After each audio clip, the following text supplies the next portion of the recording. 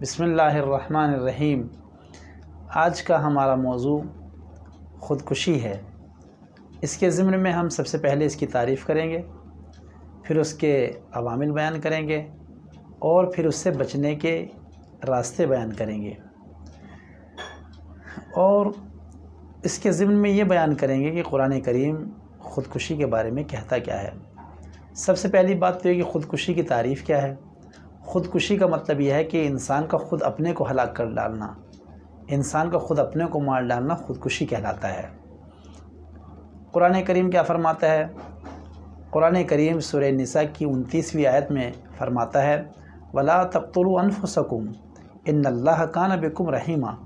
تم اپنے نفسوں کو قتل نہ کرو، بے شک خداوند عالم تمہارے اوپر مہربان ہے۔ خدا تمہیں زندہ رکھنا چاہتا ہے، تمہیں حیات دی ہے اور تم خود اپنے کو مار رہے ہو، یہ صحیح نہیں ہے۔ حضرت علی علیہ السلام فرماتے ہیں کہ مومن ہر قسم کی موت مر سکتا ہے لیکن مومن خودکشی نہیں کرتا، مومن خود اپنے کو ہلاک نہیں کر سکتا۔ امام باقر علیہ السلام بھی فرماتے ہیں کہ مومن ہر بلا میں مبتلا ہو سکتا ہے اور ہر قسم کی موت مر سکتا ہے مگر مومن خودکشی نہیں کر سکتا، اپنے کو نہیں مار سکتا۔ امام صادق علیہ السلام فرماتے ہیں اگر کوئی جان بوجھ کر اپنے کو مار ڈالے تو وہ جہنم میں جائے گا، یعنی ممکن ہے اسے جہنم میں ہمیشہ رہنا پڑے، چونکہ روایت کی لفظ یہ ہیں کہ ہمیشہ جہنم میں رہے گا یا طولانی مدت جہنم میں رہے گا، تو خودکشی صحیح نہیں ہے۔ آج دنیا میں تقریباً سال میں 8 لاکھ سے لے کے 10 لاکھ آدمی خودکشی کرتے ہیں، اور افسوس کے ساتھ یہ کہنا پڑتا ہے کہ یہ ہماری قوم کے درمیان میں بھی بعض افراد اس قسم کے پائے جاتے ہیں کہ جنہوں نے خودکشی کی ہے۔ اب یہاں پر ایک سوال یہ پیدا ہوتا ہے کہ آخر وہ کون سے عوامل ہیں اور وہ کون سی وجہیں ہیں کہ جس کی بنا کے اوپر انسان خودکشی کرتا ہے۔ ان میں سے ہم چند باتیں آپ کی خدمت میں عرض کر رہے ہیں۔ ان میں سے ایک سبب تنہائی ہے۔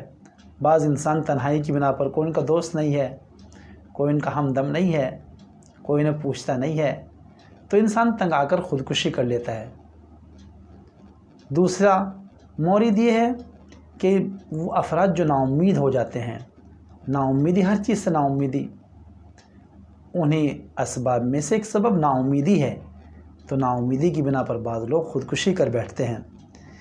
تیسرا سبب ایک یہ ہے کہ بعض لوگ اپنے کو بے قدر و قیمت سمجھتے ہیں، سوچتے ہیں کہ معاشرے میں ہماری کوئی قدر نہیں ہے، کوئی قیمت نہیں ہے، والدین کی نظر میں کوئی قدر و قیمت نہیں ہے، فیملی کی نظر میں ہماری کوئی قدر و قیمت نہیں ہے، ہمیں ذلیل سمجھتے ہیں، تو وہ خودکشی کے لیے اقدام کر دیتے ہیں۔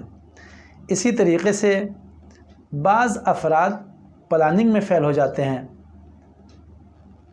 مثلاً انہوں نے کوئی ایک بہت بڑا کاروبار کیا اور اپنی پلاننگ کے اعتبار سے وہ یہ سوچ رہے تھے کہ ہم ایک دن بہت بڑے مالدار بن جائیں گے، لیکن اس پلاننگ میں وہ فیل ہو گئے۔ تو ایک پلاننگ میں فیل ہو جانا بھی خودکشی کرنے کے اسباب میں سے ہے۔ اسی طریقے سے ایک چوتھا سبب جو ہے وہ غصہ ہے۔ بعض لوگ غصے میں آنے کے بعد اپنے کو مار ڈالتے ہیں۔ اسی طریقے سے ایک سبب جو ہے وہ شراب خوری ہے۔ شراب پی لی انسان نے، نشے میں دھت ہے، پڑا ہوا ہے روڈ کے اوپر، گاڑی آ گئی اوپر سے چلی گئی، یا نشے میں ہے اور چلتے چلتے گر گیا، سر زمین میں لگا، سر پھٹ گیا۔ شراب خوری، نشے کی چیزوں کا استعمال کرنا۔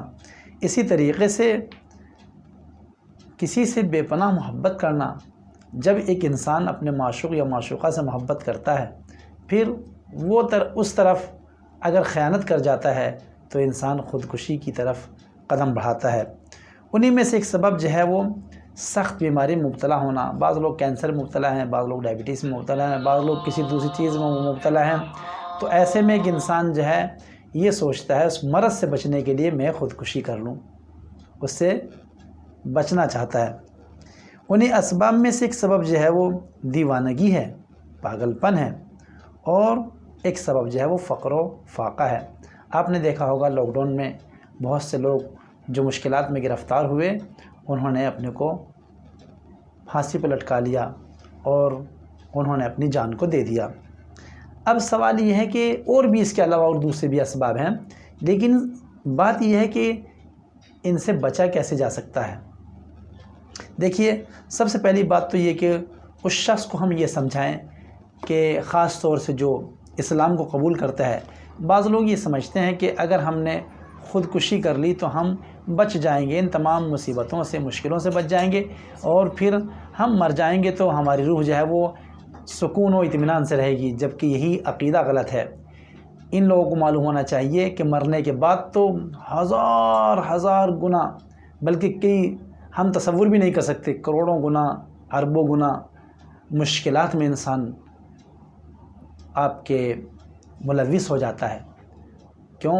اس لیے کہ آخرت کا عذاب سخت ترین عذاب ہے۔ دنیا کا عذاب تو آخرت کے عذاب کی بنسبت، دنیا کی پریشانی تو آخرت کی پریشانیوں کی بنسبت ایسا ہے جیسا کہ سمندر کے مقابلے میں ایک چھوٹا سا قطرہ۔ تو ان افراد کو یہ بتایا جائے، سمجھایا جائے کہ ایسا مت سمجھیں کہ اگر ہم نے اپنے کو پھانسی لگا لی، ہم نے اپنے کو مار ڈالا، ہم نے خودکشی کر لی تو ہماری روح آرام سے رہے گی، ہم آرام سے رہیں گے۔ نہیں، بلکہ مزید مشکلات میں گرفتار ہو جائے گی، ممکن ہے کہ ہمیشہ جہنم میں رہنا پڑے۔ تو لہٰذا ہمیں چاہیے کہ سب سے پہلے ان افراد کو یہ بات سمجھائیں، اور پھر ایسے افراد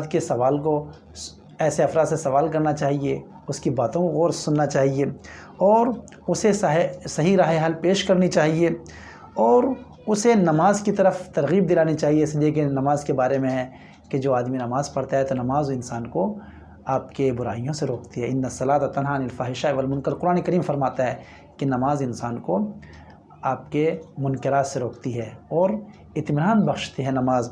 اور اسی طریقے سے اسے یہ بتانا چاہیے کہ قرآن کریم یہ فرماتا ہے کہ تم جو ہے وہ قانتین میں سے اور مایوس ہونے والے لوگوں میں سے نہ ہو، اس لیے کہ اللہ کی رحمت سے مایوس ہونا غلط ہے، اور ہمیشہ اپنے سے نیچوں کی طرف دیکھنا چاہیے، اس لیے کہ جو ہم مشکلات میں، ٹھیک ہے ہم مشکلات میں گرفتار ہیں، لیکن کچھ لوگ ایسے بھی ہیں جو ہم سے زیادہ مشکلات میں گرفتار ہیں۔ آئیے خداوند عالم سے دعا کرتے ہیں کہ خداوند عالم ہمیں عقل دے، شعور دے، فکر دے، اور ان لوگوں کو بھی سمجھانے کے لیے ہمیں ہمت دے تاکہ ہم ایسے لوگوں کو سمجھائیں۔ والسلام علیکم ورحمۃ اللہ وبرکاتہ۔